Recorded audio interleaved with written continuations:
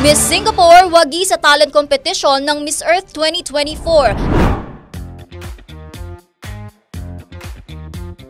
Para sa aking balitang showbiz, 30 sa mahigit 70 candidates ng Miss Earth ang naglaban-laban kahapon, October 30, 2024, sa ginanap na talent competition sa University of the East Manila. Sa nasabing event ng Miss Earth, nagpakitang gilas ang mga candidate kung saan may sumayaw, may kumanta, at kung ano-ano pa. Sa pagtatapos ng kompetisyon, napanalunan ng pambato ng Singapore na si Ashley Gan Hei Kin ang Gold Medal Award sa pamamagitan ng napaka-energetic na pagsasayaw nito. Ipinagkaloob naman kay Cabo Verde Jasmine Jorgensen ang silver sa kanyang ginawang dance interpretation, habang napunta naman kay Miss Kosovo Eltina Taki ang bronze medal dahil sa kanyang magandang pagkanta. Samantala, bagamat hindi nanalo, humakot din ang paghanga sina Miss Earth Samoa dahil sa lambot ng katawan nito sa kanyang traditional dance number. Ganon din si Miss Albania dahil sa ganda ng boses nito.